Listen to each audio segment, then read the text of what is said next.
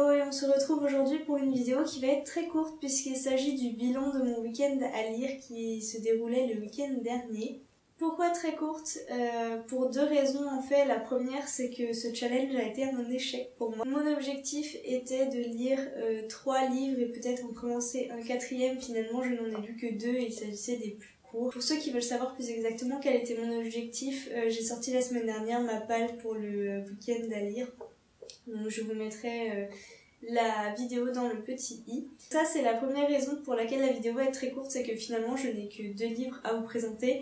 Et la seconde raison, c'est que un de ces livres est le livre de perles de Timothée de Fombelle, que Mélo a lu également.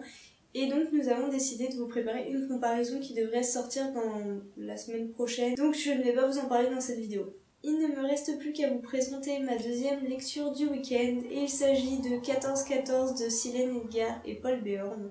C'est un roman tout court, il fait 269 pages et il est vraiment très jeunesse, donc ça se lit très vite. Pour rappel, c'est l'histoire de deux jeunes hommes qui s'appellent Adrien et qui vivent respectivement en 2014 et en 1914 et qui communiquent via une boîte aux lettres magique. J'ai bien aimé voir cette amitié qui se développe entre deux garçons qui n'avaient aucun moyen de se connaître, n'avaient aucun moyen de communiquer. Tout ça grâce à un petit peu de magie et un mensonge de la part d'un des Adriens qui dit à sa mère en début de livre qu'il va aller écrire ses cartes de vœux alors qu'il ne le fait jamais, alors qu'on est à l'ère d'internet, des SMS et que ça ne se fait plus quand on a 13 ans d'écrire ses cartes de vœux. Et de l'autre côté, un jeune homme donc de 13 ans également qui reçoit cette lettre étonnante d'un cousin qu'il n'apprécie pas trop, dont il ne se souvient plus, et qui a l'obligation par politesse de répondre à cette lettre. Ils ont chacun leur histoire, chacun leurs difficultés, mais ils s'entraident et leur échange de lettres va devenir pour l'un comme pour l'autre un grand soutien. J'ai beaucoup aimé cette histoire, je l'ai trouvée très touchante. Les deux protagonistes sont très attachants et malgré la différence d'époque, ils sont tous les deux adolescents, ils ont tous les deux 13 ans et on se rend compte que même si leurs objectifs ne sont pas les mêmes, finalement ils se retrouvent dans les mêmes réflexions, ils pensent la même chose, notamment leur rapport aux adultes est le même. En ce qui concerne la forme, c'est un mélange de passages épistolaires et de passages romancés.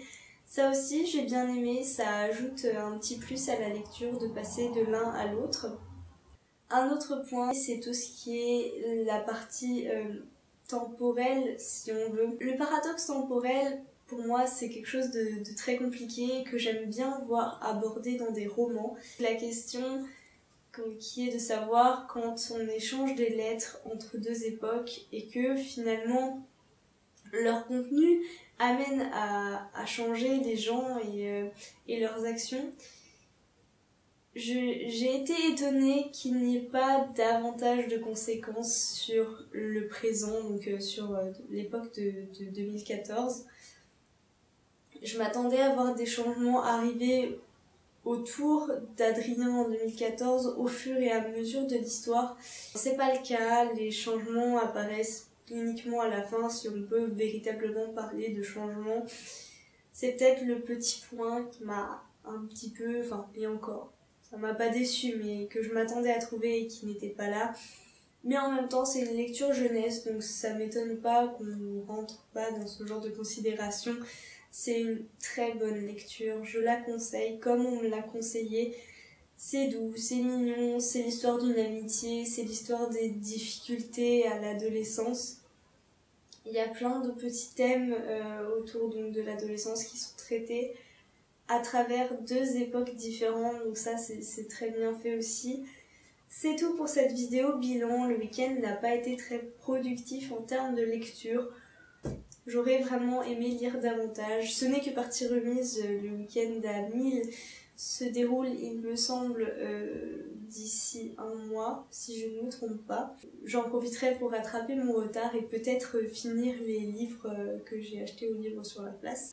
À ce sujet, vous avez vu le book haul du Livre sur la Place après avoir vu ma pile à lire pour le week-end à lire.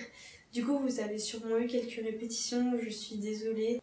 On se retrouve tout bientôt avec Mélo pour parler du livre de perles et je vous souhaite de très belles lectures en attendant. À bientôt.